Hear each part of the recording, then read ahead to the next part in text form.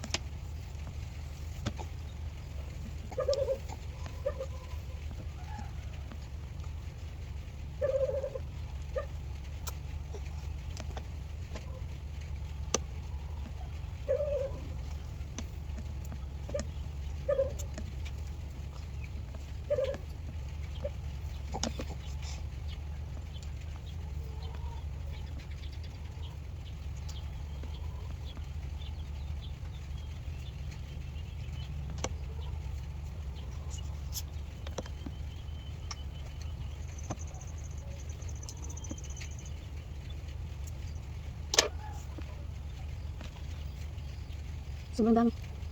Nabinat na ako.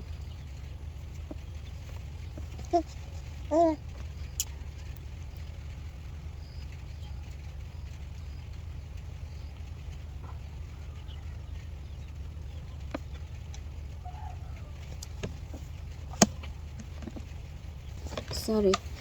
Ito na ang resulta sa kagat ng aso. Nabinat na ako.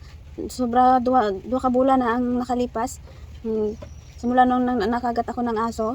And ngayon wala na akong gatas. Hindi, wala nang maidede yung anak ko. Sabi nila okay lang naman daw magdede yung bata. So, pangatlo, ayaw ko sana padede ng bata. 3 araw wala naman silang binigay na gatas, panggatas sa anak ko. Kaya pinadede ko na lang. Tapos ngayon bumubula-bula na yung bibig ng anak ko. Naglalaway siya ng malagkit. Ay, yung pangako nila na paturukan ako nung nakagat ako, hanggang ngayon hindi naman nila ako pinaturukan. 5 beses niya akong pinaasa na napaturukan. So, una at pangalawa, nagbihis ako, pangatlo, pangapat, panglima, wala na, hindi na ako naniwala, hindi na ako nagbihis. So, ngayon, ang ano ko na lang po, sana po yung anak ko maturukan po, kahit yung anak ko na lang. Sana. So, wala naman silang binigay na panggatas ng anak ko. Ngayon, wala nang gatas yung madede yung anak ko. Wala naman kaming pera pang bili ng gatas. Ubos na yung ipon ko si Rafi. Sana po matulungan niyo ako. Kasi, narinig ko po mula sa kanila is, sasampahan daw nila ako ng kaso. Miyerkules kasi yung nakagat ako ng aso. So, pagka Huwebes, pumunta siya dito. So, kinabukasan, Biyernes. So, yun ang sabi niya. Sige, Biyernes, paturukan niya ako, pero pumunta siya ng bayan, hindi siya bumuwi. Kaya nung pagka alas 8 ng Biyernes na pinasa niya ako, pumunta dito yung nanay niya, sabi po, may dalang pera yung anak niya, pumunta ng bayan kasi kukunin yung sasakyan kasi yun daw yung gagamitin namin para hindi ako mabinat. Baka daw kasi mabinat ako, tapos wala namang may dumating, wala namang may dumaan dito sa akin. Kaya yun nga sinabi ko, una at pangalawa, nagbihis ako, pangatlo, pangapat, panglima, hindi na ako nagbihis, hindi na ako naniwala. Sabi lang, Lunes, Martes, Biyernes, ilang Lunes nang dumaan, ilang Martes nang dumaan, at ilang Biyernes nang dumaan, wala namang turok na naganap.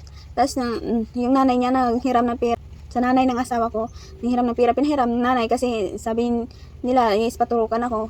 Akala ni nanay, is paturukan ako, naubos na lang yung pera, wala namang turok na naganap. Ngayon, gumagawa sila nga ng kwento, pasasampahan nila ng kaso, tapos babaligtarin nila ako ng trespassing. Sasampahan din nila ako ng kasong trespassing. Kasi pumasok ako sa bahay nila, kaya nga, nakagat ako ng aso. Babaligtarin daw nila ako, yun ang naririnig ko sa kanila. Sana po si Rapi, matulungan niyo ako.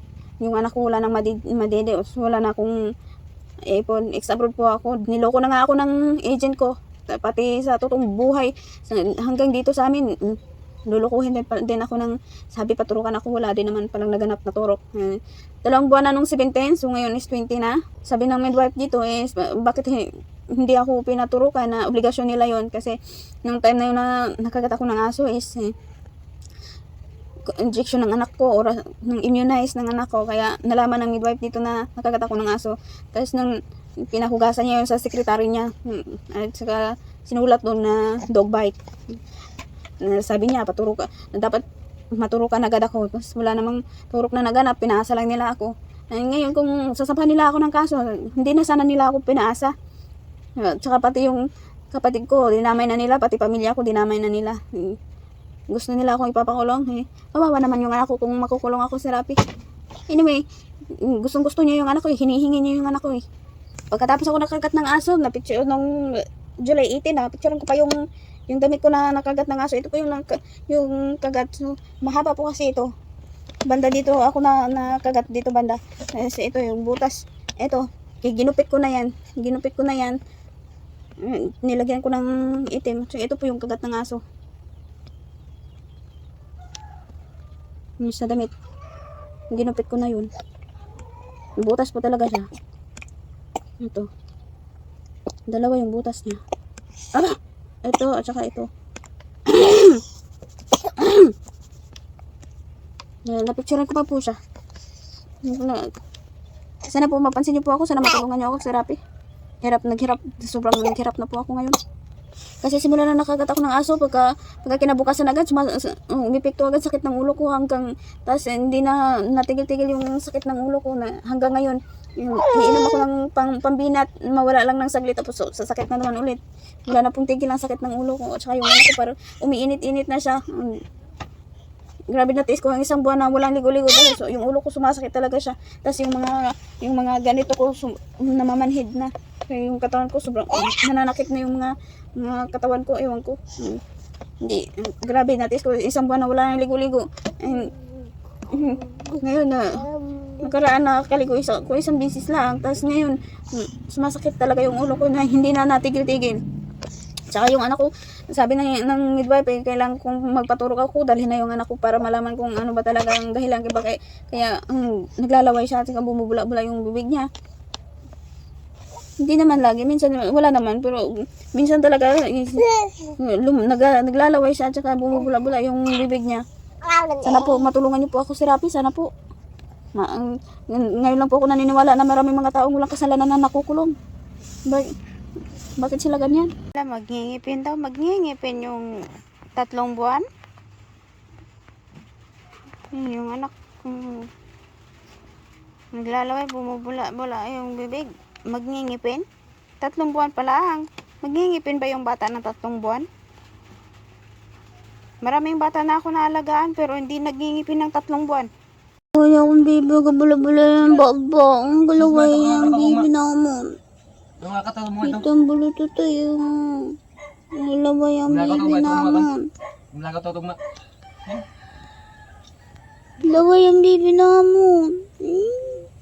No? Luoy man ang bibi naman na yan. Halo, isa kong bibi. Ang akong bibi ang nagsakar. Galaway, bula-bula maba.